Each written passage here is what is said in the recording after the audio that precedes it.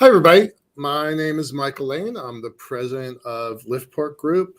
On behalf of my team, really glad that you are here joining us. We're going to do something a little bit different today. I think if anybody's been following us along, we're still trying to kind of find our path, and that's pretty exciting. So we keep trying different things. You'll note that I'm a little casual today. If you've been watching this at all, I'm usually in a shirt, often a shirt and tie. I have one right on the chair right over there, and then my team talked me out of it because today I'm wearing a Starship Singularity t-shirt, so I'm super happy about that, and we're going to talk about that. So here's where we are. We've been doing these shows for about 3 months now, 3.5 months. We've got quite a few. They're starting to find their way onto our Spotify channel. Once we've got some more up, I'll share that link with y'all. And the show is really focused about that intersection of space and money, space and infrastructure, space and national policy, and space and commercialization, right? So that's kind of what our whole program is about. That's what the Dare Greatly podcast is about. That's what the conference that we're going to have in just 2 months. We'll have our Dare Greatly conference at the end of March. So definitely please join us for that. And that's what we're doing. We're going to explore that intersection between money, space, infrastructure, and national policy and commercialization. So with that, we felt like we wanted to kind of add a little bit more color to our programming from last week. If anyone was watching that was focused on the money of space. We pulled out a report from Space Capital, and we really, really dug into it a lot. So there's a few pieces that we didn't cover from a different report. I'm going to describe that in a moment. We're going to go through that, and then we're going to bring in Rachel to talk about Starship Singularity, and then we've got Dr. Doug Plata going to be joining us for the end of our program. But it should be a fun ride. So with that, I'm going to just cover a few things that we didn't talk about last week, which is here. And I know that it's not full screen. It's just a lot easier for me to operate this stuff if it's not full screen. So just bear with me on that. So Bryce is a different consultancy, a different management. Let's see. What do? They are analysts. They have been specializing in the space industry for a really long time. I think it's north of 10 or 12 years old. And they do something a little bit different. They're focused really on the startups of space, which is different from what we looked at the other day when we looked at the whole industry. So again, I'm not going to put as much time and effort into this document because it's old data. This is not a summary of 2022. This is kind of, this was issued in January of 2022. And so it's really a look back at 2021, which is why we didn't want to confuse it with the data that we had last week. We have looked. Bryce has not yet issued a current document. So this is the best we can do is go off of their old stuff, which is why we didn't really emphasize it the way we did the other. This one really focuses on the venture community in a way that the other one does not. And so that kind of matters. We're going to zip through several pieces of this. One thing I want you to kind of pay attention to is, they put a lot of emphasis on SPACs, the special purpose acquisition companies. I think by now you know that they have not done particularly well. This is kind of how they were trending at the end of 2022, and it's just gotten worse since then. So I don't think anything in this chart is going to surprise you. What I did like was, a kind of a mix of launch, Earth observation, in-space services, and other. I'm just going to say it. I'm a fan of both Redwire and Momentous. I have been for a long time. I'm a fan of Planet Inspire. I have been for a long time. If I was building the portfolio, I would probably weight these a little bit differently. But again, as we said last time and this time, this is not investment advice, just information about how things are going. There's been this whole strategy of growth by startups and by acquisitions. I think that's maybe the most interesting story in space commercialization right now is acquisition. I'll show you something in a moment, but if I had the capital that some of these companies have, I would be more aggressive in the acquisition side of things. This document looks at banks and corporations they have as acquisitions. So their numbers are different than the numbers that we looked at Wednesday with Space Capital. So don't be too worried that the numbers don't match. They're counting different things. And so, I would use this document as an additional piece of knowledge, not the whole takeaway. I think this is really interesting. It's one of the reasons why I wanted to put some time into our show this evening, was to pull this out. Back in the earliest days in 2000, all investments were first-time investors. This is a chart of first-time investors. It kind of kills me, this, all the investments, and this is not to say that all investment, there's 600 investments in the first year. There weren't. We talked about last week that in those earliest days, pre-iPhone, pre-SpaceX successful launch, there were space companies, but they were in pretty rough shape. Those are the days that Liftport started, 2004, 5, 6, and 7. It's funny how we basically went out of business at the very beginning of this growth curve. So that says something for timing. But one of the things I want to point out is that in the beginning, all investors were first-time investors. And then pretty quickly, you got to this point where still 63% are first-time investors. But there's still people that have been writing multiple checks in this industry. And that points to the education that this community has.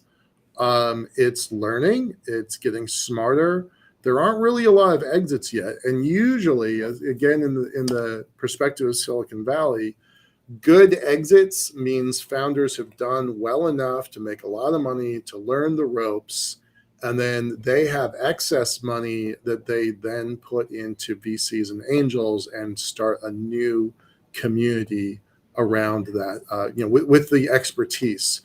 And that was true with early days of Apple. It was true of early days of Microsoft. It's true of early days of Meta. It's true of early days of PayPal, right? And they refer to these folks as the PayPal Mafia or the Facebook Mafia. I think that title's kind of harsh. I think a lot of those folks, especially we're in the Seattle region, the folks that benefited from the early days of Microsoft have done quite well and been good for the community. So this knowledge line of people who are first-time investors in the sector versus multiple investments in the sector, I think that's really important. And the thing that's not really getting a lot of attention in the other document at all, and in this document, I'm not sure it's getting enough attention, is the role that banks and corporations play. They have a really important role in the growth of any company. It doesn't matter whether you're a local yoga studio or building an elevator on the moon. Banks are your financial partners, and corporations, in this case, either building things that are kind of outside their scope. Rather than build stuff that's outside their scope, they're going to go buy a company that has that as a core competency. And that has been fueling a lot of activity. I love this chart. Again, this is a year old, but I think it's still relatively accurate. It's showing that there's 100 investors in California, 100 investors in maybe 16 to 99 investors in Texas and Florida, 100 investors in Colorado. That makes sense, by the way. There's a lot of space activity in Colorado that's maybe not on the radar of everyone else. Our region has a little bit less, but still quite good. New York is and Washington D.C. Virginia are home to many space sector VCs. So this doesn't surprise me. What does surprise me is North Carolina, Ohio, Michigan, Nevada, Georgia, Oklahoma. Those I really have a hard time getting my brain around, but it's cool that they exist. So I think that's something worth further examination. And then the global chart, no surprise, the United States and China with plus 100. I think there should be another marker that says plus 500, and I think the United States would be the only one in that category, as far as I'm aware. So I think that differentiation would be a little clearer if they just went a little bit further. But look at this quote, California, China, Japan, and the UK account for half of investments in space in the last 20 years. No surprise, but still pretty amazing. I would not have thought that Japan was on that list. I am not very clear on their entrepreneurial efforts, so I'm going to look into that a little bit. Lots of angel investors. We're not going to get into that. This chart, I really want you to pay some attention to. This is a chart on the left of the investor groups, the venture funds, and this is a group on the right of where they put their money. For example, our friend Daniel Faber at Orbit Fab, he's gotten money from number 25, Space Fund, and number 27, Techstars, right? And that's how you look at this chart. I've personally met Jurvetson, the DJF, and I talked to him about his SpaceX investment. And they were one of the earliest space investors, one of the very earliest space investors. And I asked him why take that risk, especially in the earliest days of SpaceX. And he said point blank, because we missed him when we interviewed him for PayPal. And they weren't going to miss that chance again. So that was, it wasn't about the technology, it was about the person. I think that's pretty interesting. Many of these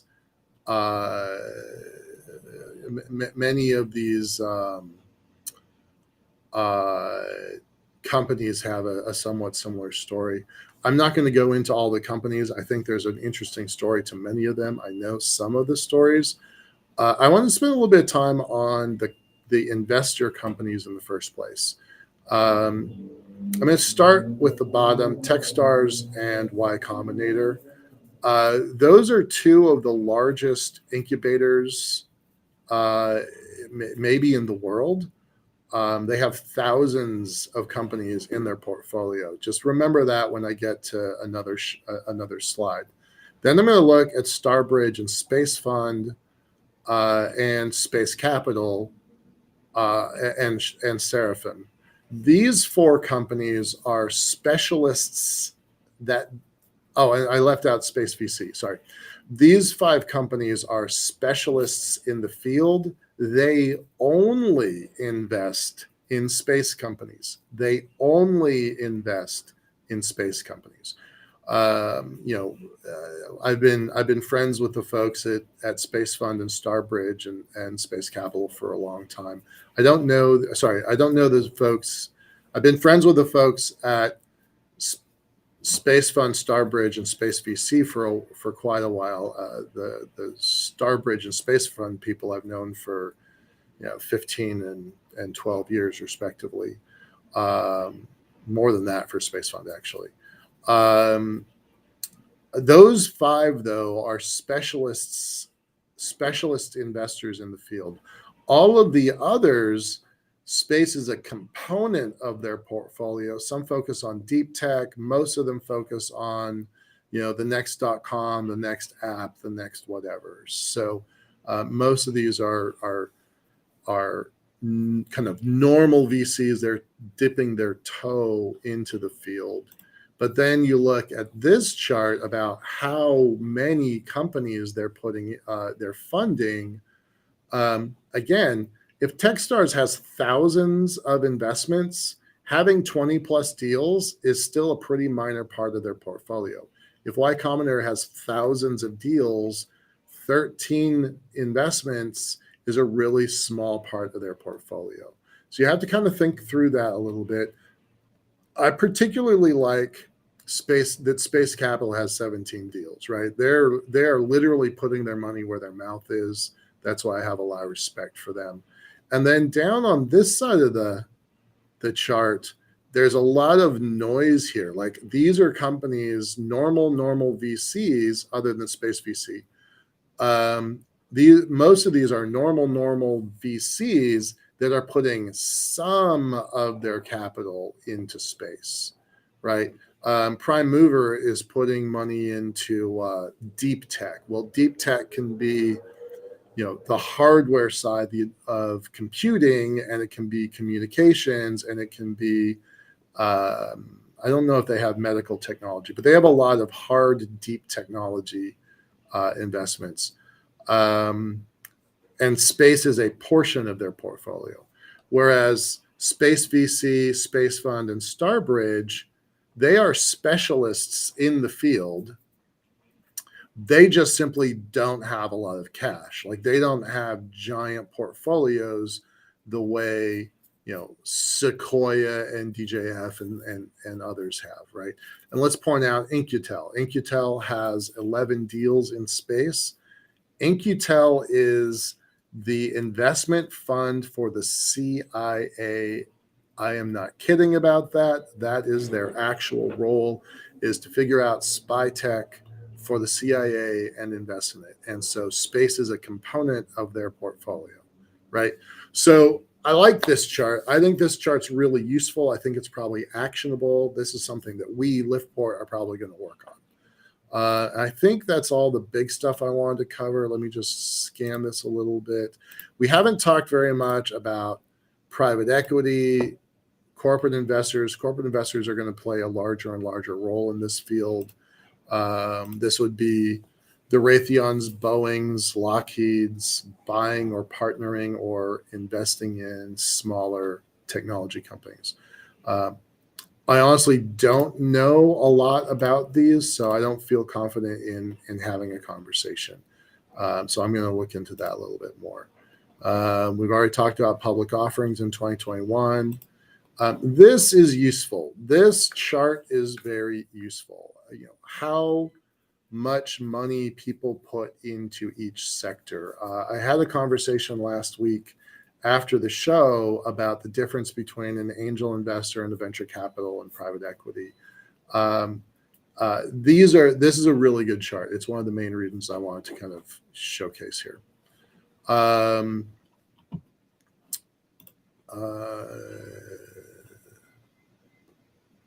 No surprise here. One surprise here on debt financing, I didn't think it was 11%. So again, I just said a moment ago, I don't know that much about the banking side of the space sector. I'm going to look into that a little bit more. I do think that it's worth pointing out that seed, prize, and grant funds are 14% of $52 billion.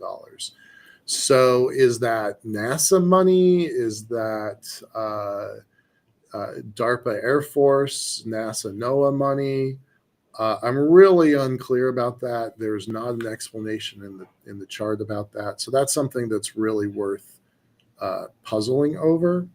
But we in the industry refer to that as non-dilutive capital, which means if we were to get a contract from NASA or Space Force, that would be a research project that we would do, and then they would pay us for the work, right? That's revenue. I would not have put revenue in this chart. So I'm very confused by that. But non-dilutive capital is super important. And by non-dilutive, it means we don't have to give up equity in the company to get that contract.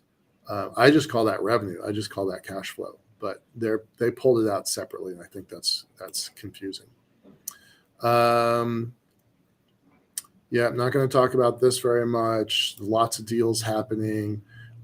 We talked about this a lot, that there's a lot of deals being made, and seed money is where a lot of stuff is happening. Early investments, skipping some of this stuff, because we really talked about this a lot the other day. Everybody knows SpaceX is the top story. Not everybody knows that OneWeb and Sierra Space are next.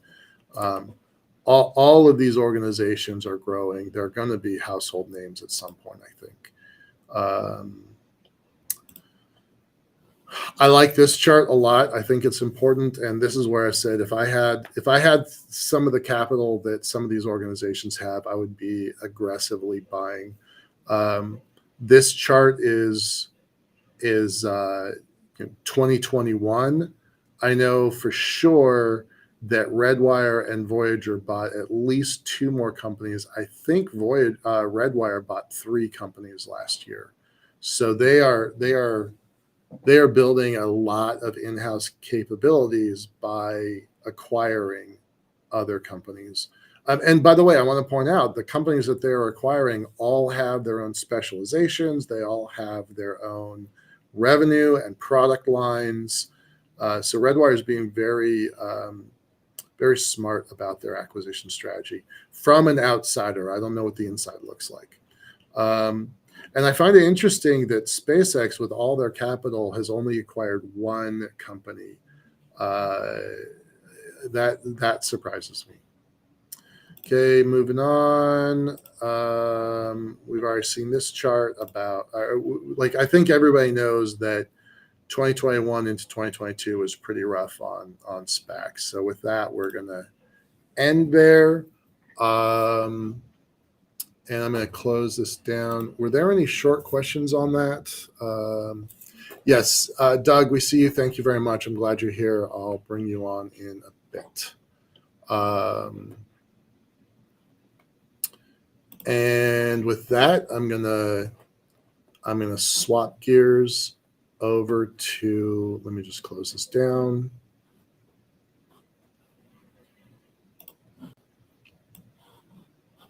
I'm going to switch gears over to Starship Singularity conversation. All right. Just a moment. Okay. Doug, I'll bring you on in just a moment. Thank you. I'm going to bring in Rachel before that. Okay.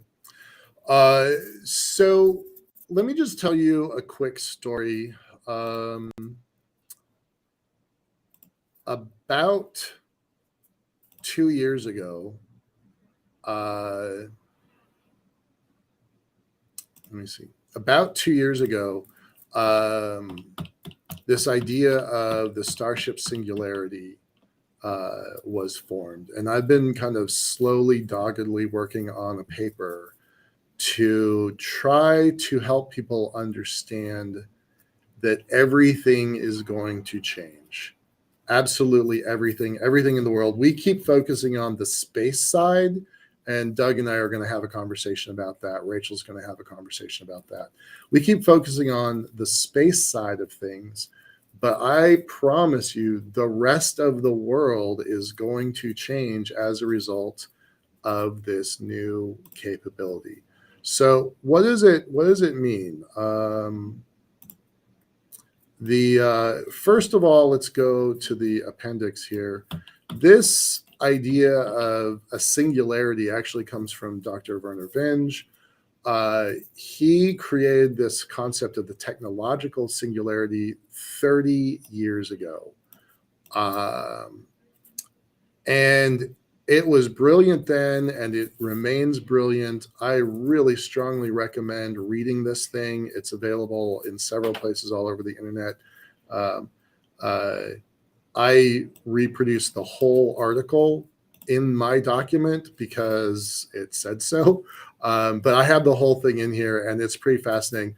The basic premise is that computers are going to, quote, wake up and give superhumanly intelligent intelligence may be developed. And if anybody's been watching ChatGPT in the last couple of weeks, I think that we've already started to hit some of that. I think it's pretty fascinating. This paper is definitely worth reading. I'm not gonna summarize it, but the gist is that things are going to change technologically because of computers, and I say that things are going to change in the world because of this kind of mammoth rocketry. So we're going to talk about that here in a moment. You can see that this is a paper that's just still a work in progress. But I want to point out this day, January 16th, 2020, so basically 3 years ago,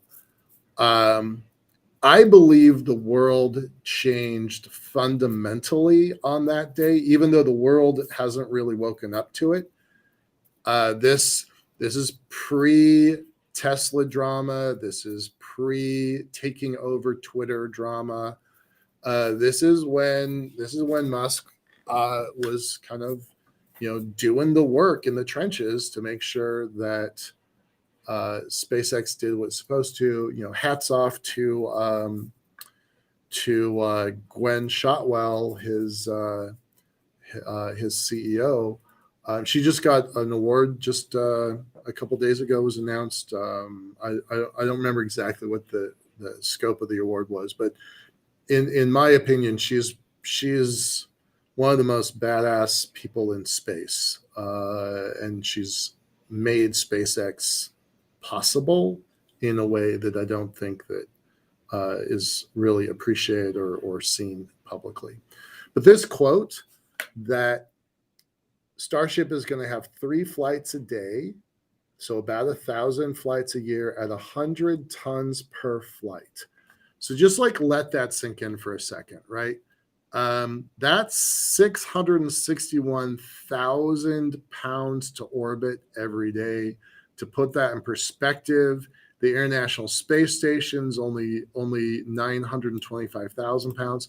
So you get 30% more than the whole International Space Station that took 15 years to build. You get 30% more in a weekend, right? I think the world is about to change pretty dramatically. China, Russia, European Space Agency, India, Spain, all of these are pioneering their own flavors of reusable launch. and China is really working on some new stuff. They are trying to build a 150-ton system, 50% bigger than the 100 tons.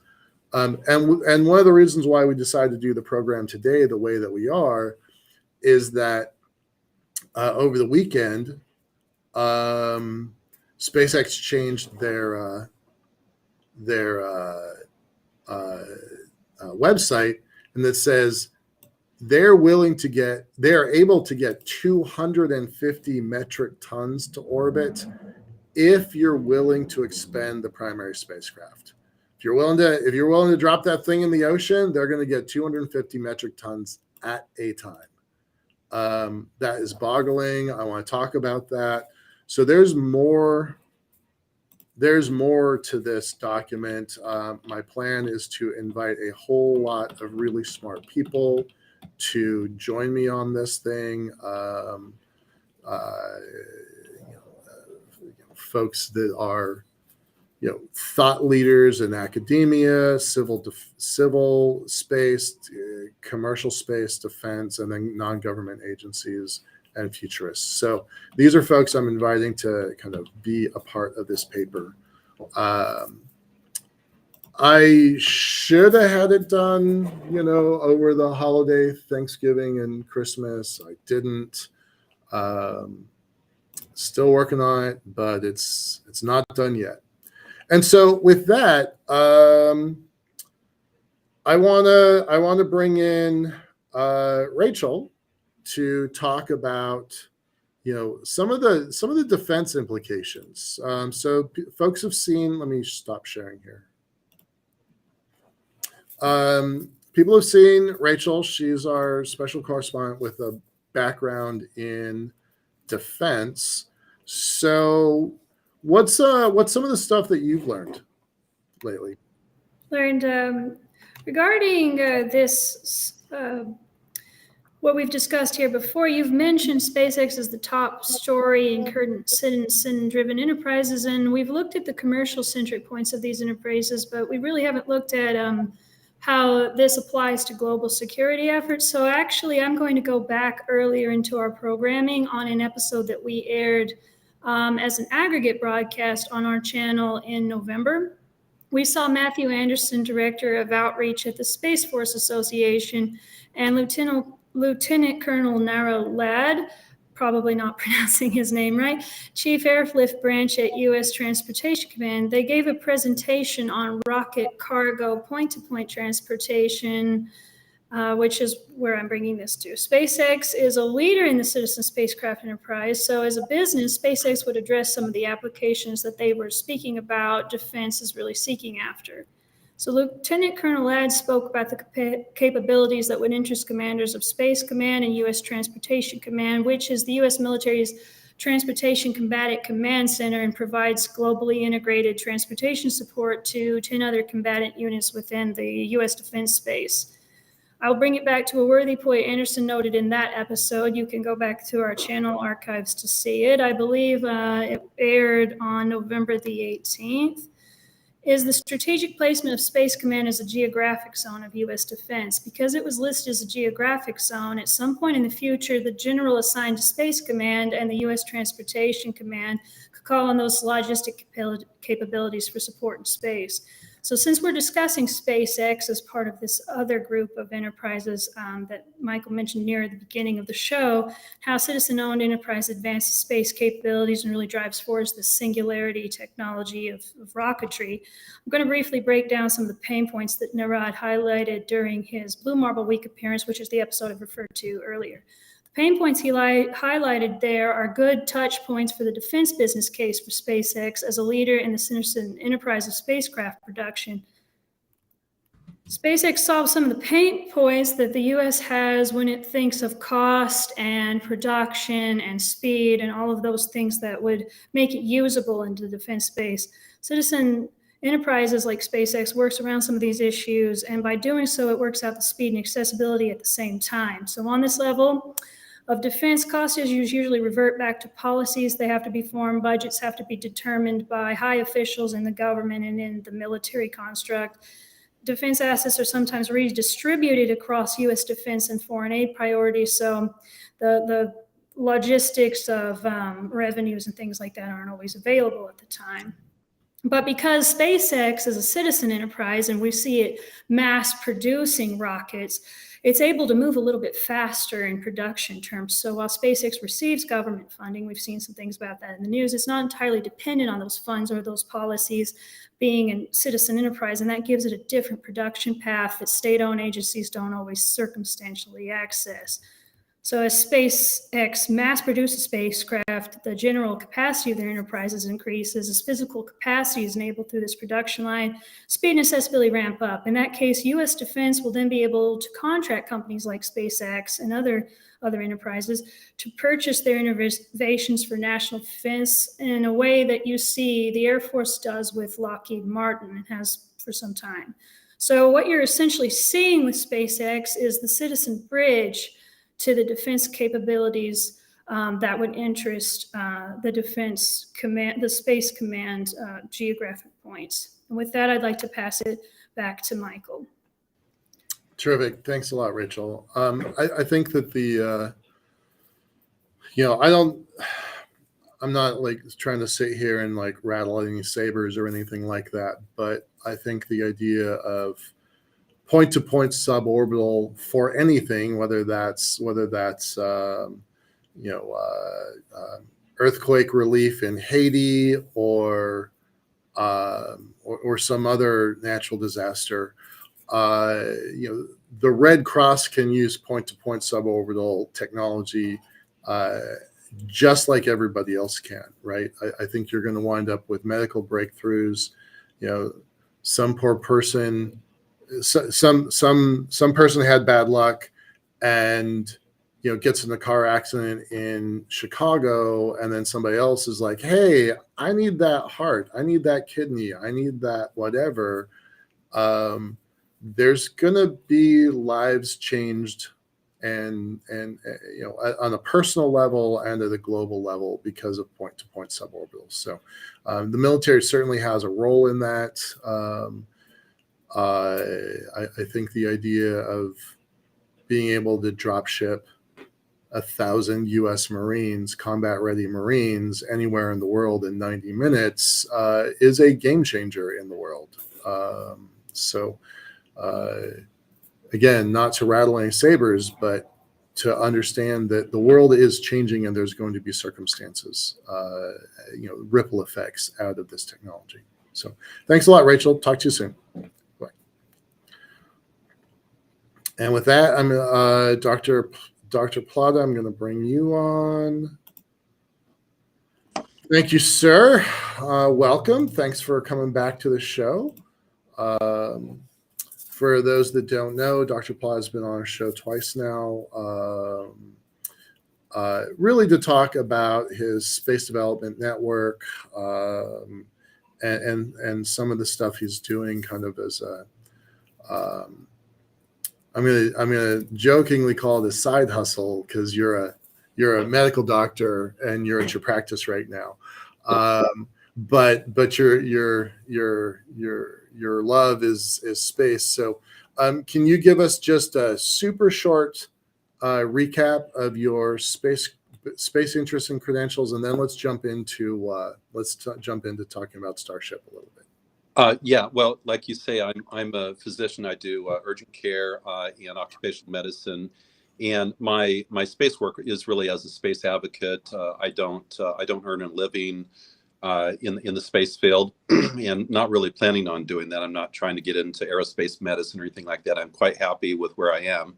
But my passion, obviously, as a side hustle. I'm not quite sure I've heard it that way, but certainly is space, and so I've started a free to join network, the Space Development Network for space advocates of all levels, free to join, and developed one of the most extensive space advocacy websites out there, developspace.info.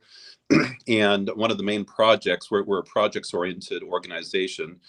What we are doing is, one of the things we're focusing on right now is we have constructed a full-scale mock-up of a lunar base and Mars base that we're going to display at Rocket Ranch at the time of the initial orbital attempt, and then at major launches in Boca Chica after that. And so if any of the viewers are planning on being down there, we would love to connect with you. We'd love to have you come and check us out. It's not just the full-scale mock-up of the inflatable lunar base. It's also a space fair. So we're going to have a large number of exhibits, mock-up telerobots, and you name it. And that's going to grow over time. So, and I'm telling you, if 2018 was any example, you know, when SpaceX launched their Falcon Heavy and there's 100,000 people out to watch that, I personally think there's going to be at least that number of people at Boca Chica, and I think you better book the hotels early, because it's not like Orlando or anything like that. So yeah, that's what I'm doing with the Space Development Network. Cool, great. So let's talk about Starship, because you've got a very specific perspective on this. I really want to share that. We've not been able to kind of talk about it before. I said you could launch, 30% more than the ISS. I did some like envelope, back of the envelope math. So might be wrong on this, but you could launch herds of elephant here, right? Like let's talk about here. I'm just going to read this off just to kind of like put this in perspective. And another exercise, let's think about elephants. Picture launching 82 fully grown 8-ton male African, the bigger of the species, elephants into orbit over the weekend. An average herd consists of 8 to 100 animals, calves, many cows, and juveniles of 4,000 to 12,000, and alpha males hitting 16,000 pounds. With this Starship Singularity sort of excess capacity, you could launch a herd of elephant every day. Right? Like, is this what you're putting into a business? That is I just read that word from my paper, because I want people to think about just how crazy this is, right? Just how giant and huge this is. I have stuff in there about, you could launch everything that launched in a 3-month period. Everything that launched in the last 3 months could launch in a single day. Like I have other technical quotes in there that like doing comparisons. You could launch everything that launched in the last 3 months, every rocket around the world in the last 3 months. You could launch that equivalent mass in a day, right? But that doesn't really tell the story about the excess capacity. So I threw in elephants, a herd of elephants every day you could launch. So my brother is really big on whales. He wants to see a space station that can support a pod of killer whales. That's a big space station. So I want people to think in excess. So, but Michael, I understand that this is just showing the magnitude, and it's a helpful way to think. But we got to be sort of hard nosed in looking in assessing from a probabilistic standpoint as to what actually is going to be launched. Right. And that's not an easy question. But I think it's possible, looking at the relevant factors, to get a sense of what is probably going to be, rather than what we would like for it to be or what it could be. Okay. So where do you think we're going with this? What do you think? What do you do with 100 tons a day? 300 tons a day in 3 separate flights? Yeah. So Michael, first of all, I would just like to absolutely second your Starship Singularity concept, because I think it's generally recognized in the space advocacy community that Starship represents a game changer, or if you want to call it the Starship Singularity. I tend to think of Singularity as being sort of an exponential thing, and I'm not quite sure Starship is is exponential, but man, it's a multiple order of magnitude step up, you know? And so I would go so far as to say that when we look back at Starship, we are going to recognize that it was one of the most important historical turning points in human history. That's how I would describe it. Yep. And the fundamental reason for that is not because of Starlink, not even because of space tourism, not even because of the finances, but it's, you know, you think back in 1492, there's all sorts of things going on. What was the most important thing about what happened in 1492? Obviously, it was Columbus discovering the Americas. Obviously, there are people here, but I mean, that was the beginning of what became the United States and the countries of the New World. And what it was not, in retrospect, what it was not a breakthrough for the shipping industry.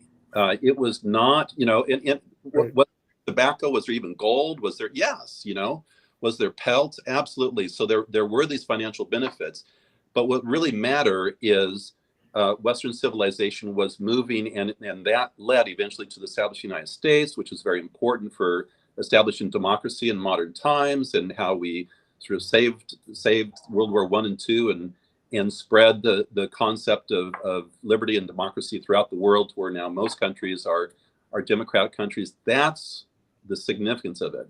And so I think as we look at Starship, there's all sorts of things that it's going to change. But I think fundamentally, we'll look back at Starship as a time when humanity literally, and I think this is going to start to happen within 10 years of now, started to move, establish footholds, and began to spread beyond Earth. And that is, like, historically the game changer. Yeah. Absolutely. 100%. And I think it's really important that you add in, you know, first you started with a concept that's 500 years remote, and then you ended with it's going to change in the next 10 years, right? You're going to be able to put a mark on the map, on the timeline, and say, this is when humanity as a species, our global culture changed because this capability came online.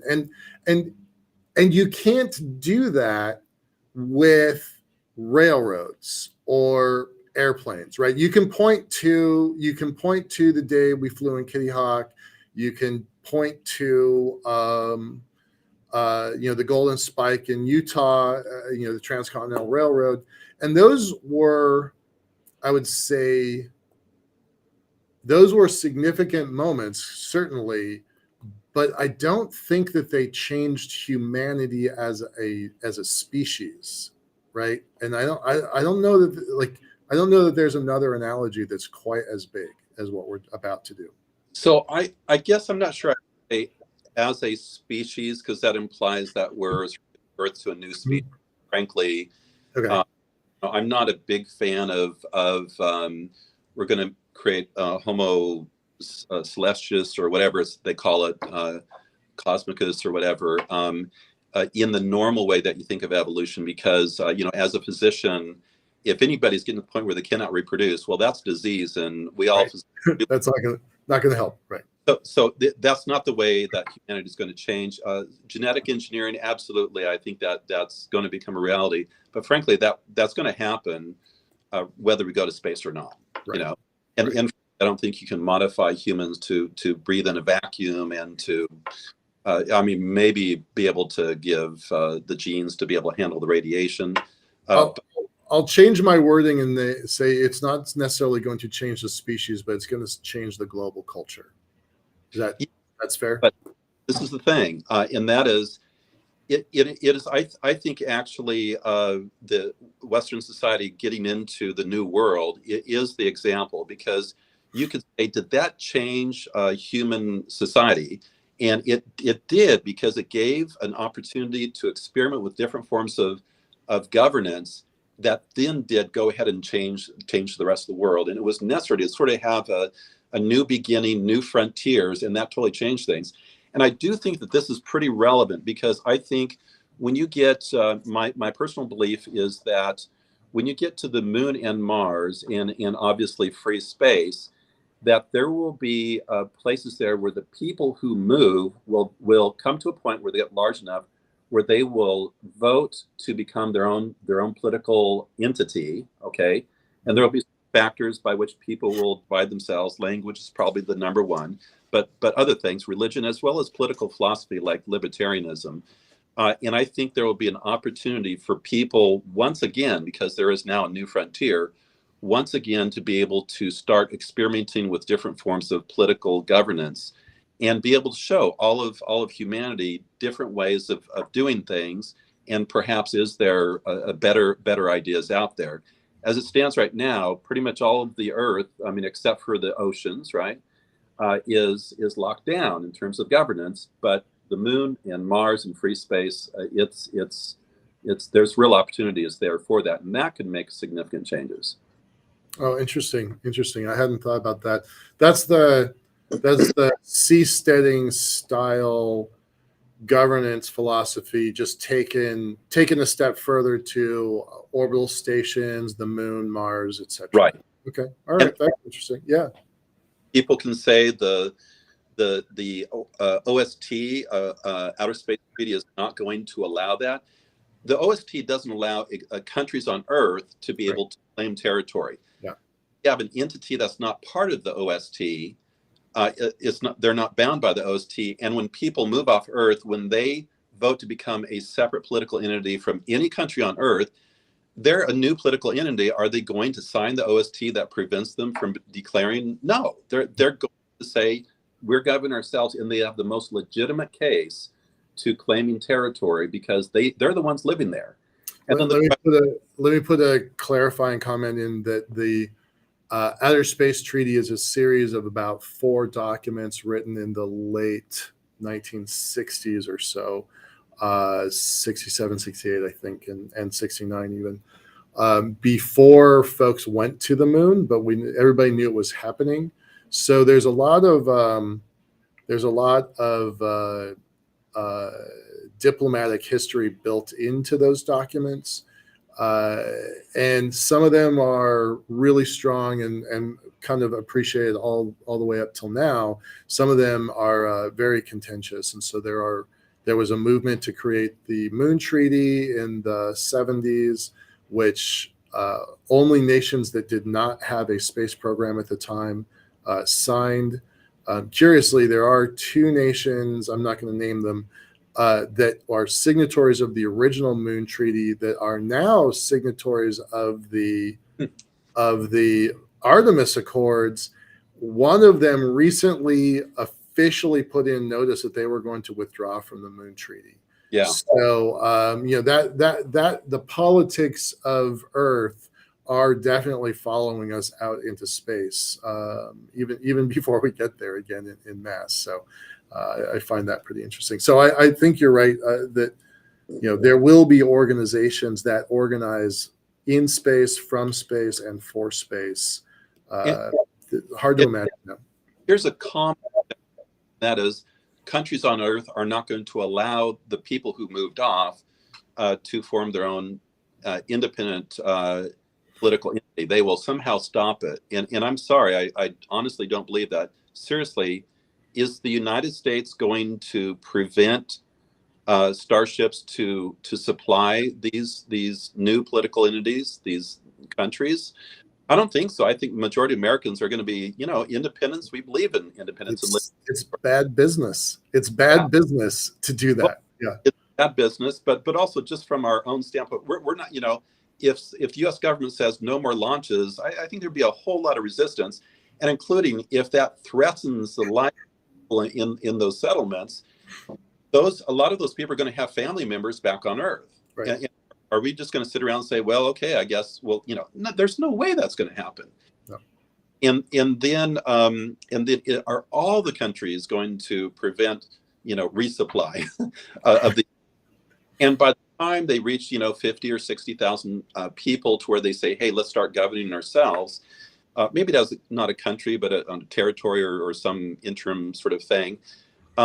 Are they going to be producing the majority of their mass already? Are they going to be harvesting the ice? Are they going to be on Mars producing plastics with all that it can do? Are they going to be growing their food? I think, in 2 or 3 decades, I think absolutely they will reach that technical capability. So it's really low mass is what they need. They need the computer chips and maybe a few other refined products, high precision products. So I think we're looking at new countries off Earth. Yeah, I do think there's going to be some interesting changes. There's already talk about corporations being developed in space for space, and I think there's some interesting legal arguments on that topic. What are your thoughts towards? So reusability is the key to Starship. It's the key to SpaceX in general, and you've seen reusability in other places. Kind of give us some ideas about what the next. I always use 2035 as our marker. So, what do you think we're going to have? And we only have 4 more minutes. We got to talk fast. What are our where are we going to be in 2035? Just 12 years away. Michael, if you don't mind, let me question that started, and that is Starship. Why is Starship such a singularity? Let me quickly go through, and I actually wrote down some notes here. Levels of reusability. If we have obviously full reusability, that dramatically reduces the cost. Even if we have partial, if we get back only 33 engines per launch and lose 6, hey, that is still huge, you know. But even if we have no reusability, if we never retrieve any of the stages, it's still much cheaper than like SLS. So for all of those reasons, even if you imagine almost no reusability whatsoever, Starship dominates in all levels because it's a super heavy, so on a per kilogram and per passenger, it's going to be so much cheaper. Also, frequency of use, it dramatically reduces costs. So we think about launching other satellites. Yeah, there will be some business for that. Depots will increase the flight rates. Okay. Mars settlement, okay, is, you know, if the per seat price can get down low enough, then that's going to be significantly used. Moon settlement is going to be even higher because the 70 times shorter travel time than Mars. So there'll be a lot of trips there. LEO tourism, I think, is in fact going to be a huge business, depending upon the per seat price. And of course, that has to do with the degree of reusability. If you have full reusability, then you're talking about a trip to low Earth orbit within the reach, the financial reach of a very large number of people on Earth. Dr. Zubrin said $50,000 would be the price that he would say settlement to Mars was going to be $50,000. Is that in the ballpark you're thinking? Well, I was thinking about $50,000 to LEO, Okay. and I think it would be about 5 times that to get to Mars. But what I would say is that, you know, the price changes over time. It's going to probably $1 million. Are you thinking this is all going to be possible by 2035? Is that the time frame that you're on? No, I mean, come on, that's only 2 years from now, or 2 to 3 years. 35. Oh, 2035. 35. Yes, and here's a key point, and that is SpaceX is not only developing the Starship, it's developing the factories to produce a fleet. They've already produced 200 as of November or September of last year, and a Raptor 2 engine per day, 365 Raptor engines at least, and they're wanting to get 3 or 4 per day. So we're literally talking about they are well on their way to getting a factory to produce a fleet. Yep. So 2035, goodness, that's 12 years. A lot can happen in 12 years. They're going to have at least hundreds, if not 1,000 Starships by 2035. I don't know that I agree with thousands, but hundreds for sure. I mean, look at this picture that we've got as an overlay, right? You can see two on screen now, and you know there's more coming, right? So, and these are not even the final production models, so we don't know what that's going to look like. Run the numbers based on production rate of the engines and figure 33 engines, per, and then let's say 6. And let's assign half of the engines to boosters and the rest of the half to Starships, and do the math. I encourage you to do this because you're skeptical about the 1,000. Do the math and tell me what number you come up by 2035. All right. Can you do that homework for me? Yeah, I will. I like that. I like that. That's a good exercise. Something happened to me. That's all right. You're good. You're good. All right, Dr. Plata, we're going to close it. I can't hear you. Okay. We're going to close it at that point. Thank you so much, Dr. Plata. Really appreciate your insight. I think your homework is a good assignment. And with that, we're gonna close down for the day. We're gonna leave you with a really cool picture. This is our new comet. This is our comet that hasn't been seen for 50,000 years. Not gonna come our direction again for I think I heard millions of years. I'm confused by that a little bit, but this is over Mount Etna in Italy, and it's the picture of the day. So love this stuff. It's beautiful. And with that, we just want to say thanks everyone for being a part of our show. Thanks Rachel and Leah for all of your behind the scenes support. Jen, Taylor, Yusuf, thank you guys. Thanks team for being a part of this. And then to our audience, thanks a lot for being a part of this. This is important stuff for us. So and you heard it here, right? Dr. Plata thinks that the world's going to change pretty dramatically in the next 12 years, and I agree. So with that, we're gonna bolt on out of here. Have a great night, y'all. Bye-bye.